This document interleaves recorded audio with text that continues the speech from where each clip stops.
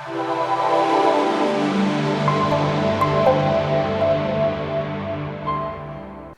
everybody, welcome. Andrew into the Golf Academy. As always, warm welcome. Thanks for tuning in to watch the video today. I'm going to do you a little comparison on the video which I'm preparing at the moment. And I think it could be an interesting one because what I've got is a very expensive driver in this hand and a not so expensive driver in this hand. So let me reveal what I'm going to do. Over here, I've got the Benross HTX compressor driver from the UK. It's a full review out there. I'll post some links if you do want to look at the full review. So I'm not going to go through the full spec. 460cc head, titanium, fitted with a Callaway shaft. For the purpose of fairness, I've got these both in regular. I don't have this Rogue in stiff. I've only got it in regular, so I thought I'll match them up. 50 gram shaft in here, 45.5 inches long. It's a fixed head and it's at 10.5 degrees of loft. Over here, from the USA, we have the Callaway Rogue. All singing, all dancing, jailbreak technology, carbon crown, all sorts of tech, bristling with tech, you know, head designed by Boeing, aerodynamics by this, that and the other. This couldn't have more tech in it if it tried. Fitted with the Aldilla 50 gram Synergy shaft, so weight for weight, very, very similar. Length is the same at 45.5 inches. Let's talk just a little bit about cost. Benross HTX compressor driver, in my store here, it sells at £149. I don't retail Callaway. I've got no axe to grind with Callaway, by the way. This is not me having a pop at Callaway. I'm not anti-Callaway at all. I just don't stock Callaway at the moment. £429, 149, 429. Price difference there, £280 difference between these two clubs. That's a big chunk of cash, £280.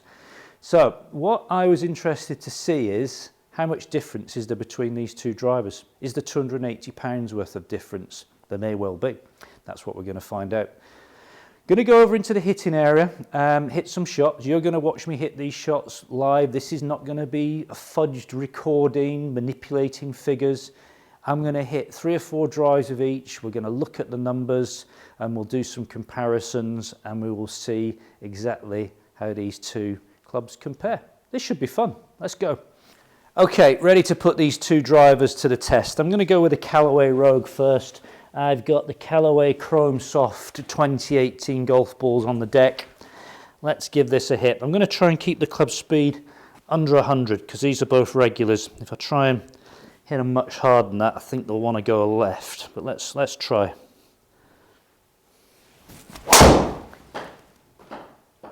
Little bit of a push to the right. It would hit fairway. Let's get a couple of hits with each. Well, I'll hit a couple with this and then we'll look at some numbers and then I'll swap over onto the Benross and see.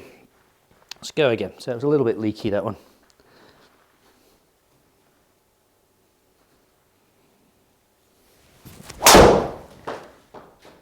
That was better, slightly pulled, not much, but a much better strike than the first one. That'll be a good one to look at. I would give that a solid 8.5 out of 10, maybe even a 9 in terms of strike. I'm going to bring up this one to have a little look at. So that was swinging at just about the club speed I was after, just about 99 miles an hour club speed.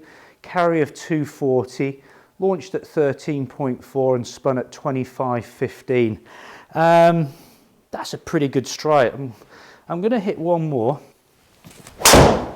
Ooh, bit of a low launch of that one. Didn't catch it, hit it very low on the club face, but we'll leave it in there for comparison purposes. Okay, let's have a little look at what I've got going there.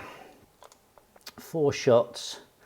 I'm going to take out, I'm going to leave them all in. They've all hit fairways. They're all fairly decent. Let me just move on to it. We're just going to call the Benross driver. It is in there somewhere in the system, but just to save a little bit of time. So Benross HTX compressor, fixed head, 10.5 degree.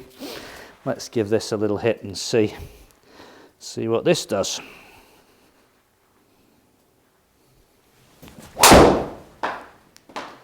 Again, there's that little leaky one to the right. That's just the club face not quite squaring up in time. That's entirely me, absolutely nothing to do with the golf club. Again, looks good behind the ball, very happy.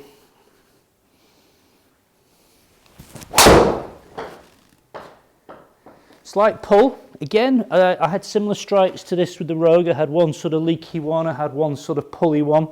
Let's get in there and have a quick look at that one. Looks like, again, I'm trying to keep these club speeds as similar as I can. Let's bring the data up on that one, shall we? Just have a little peek at it. So I'm looking into the camera, I'm just checking the time. I'm mindful that I've got to keep these videos a little bit shorter, or else I'll just prattle on for hours and hours and hours. 100 miles an hour club speed, 239 carry, spinning at 2.9, launching at 12.8.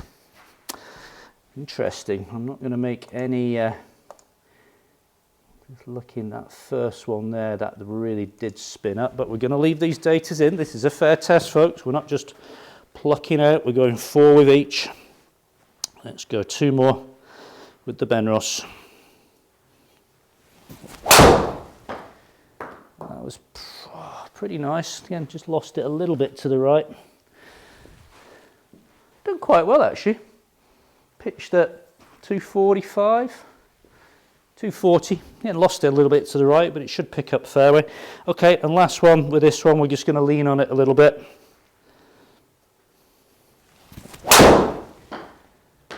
Oh, pretty good. Actually got one down the middle of the fairway. So, this could be interesting, isn't it? Should we bring up the data? Got 4 hits with each. Let's do a little comparison, like for like, and see what we got. Now, this isn't the most scientific test in the world, is it? Let's be fair. You know, I've hit 4 drives with each. Swing speed's going to vary a little bit, strike's going to vary, you know, but this is just a little snapshot to see if 280 pounds worth of driver difference is going to make much difference to what we're going to do. I tell you what, I'm going to have a little break while I just study this data, and I'm going to come back, flash it up on screen, and we're going to have quite a detailed little chat at it. So I'll be back very soon. Okay, I'm back. What I did there is I had a good long look at the data off camera, and there was 4 shots of each, and there was one Callaway Rogue strike which was really off the bottom, which was kind of corrupting the numbers. It only launched about 8 degrees. So I had to get rid of that one, or else it wouldn't have really been that fair. And then I had to take one of the Benrosses out, and the Benrosses were all quite similar to respect. So I just took one out there, and it was really just to try and even the numbers up and make it a little bit fairer. Callaway Rogue's up here, the Benross is the yellow numbers at the bottom. So let's have a look how I did on club speed. Pretty good, actually. Average 98.9 with the Rogue and average 98.5 with the Benross. So that was pleasing. Launch angles, again, I was trying to get fairly similar. Launched the Callaway at 13 on average, launched the Benross at 13.9. Happy with that. Spin rate, quite a difference in the spin here, which is surprising. Again, you've got to remember that spin sometimes comes down to strike.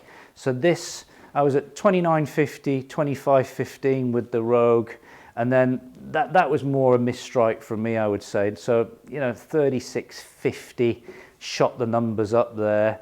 It averaged 3,038.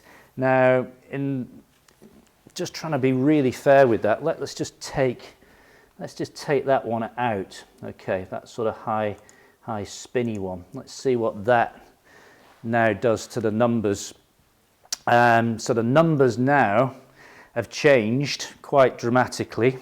Let me just bring this back up on my other video. So what this gives us now is a spin rate of 27.32.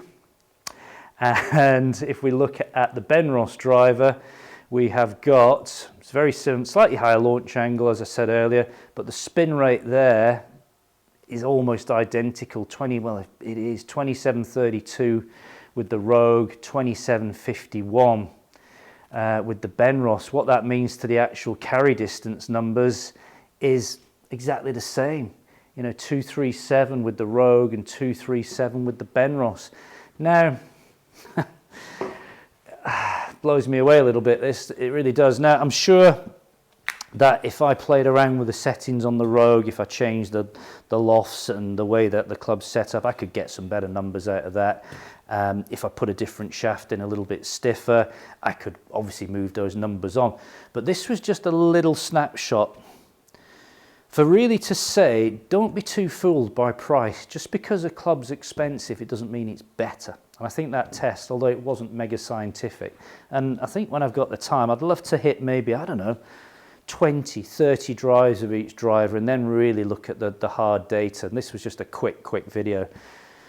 £280 saving between these two drivers, and the performance numbers on a very quick look at it say there's not a lot in it. Surprising, isn't it? Is it surprising? That's the big question. Let me know what you think. Remember, this is not a video to have a pop at Callaway. I could do this video with a Ping G400, I could do it with a TaylorMade M4, I could do it with a Mizuno ST180. I think we'd probably see the same results. I think a lot of these top-end drivers these days are producing very similar numbers, very similar, and it just shows you how good this driver is at £149. So there we go. We'll leave that one open for a little bit of debate, shall we, and see what you people think of it. It hopefully should spark a little bit of conversation. Let me know what you think. Don't forget to subscribe to my channel. Click on that button down there in the bottom corner. Give the video a thumbs up if you think it's any good, and please feel free to comment on what I've done today. So thanks for watching. Bye for now.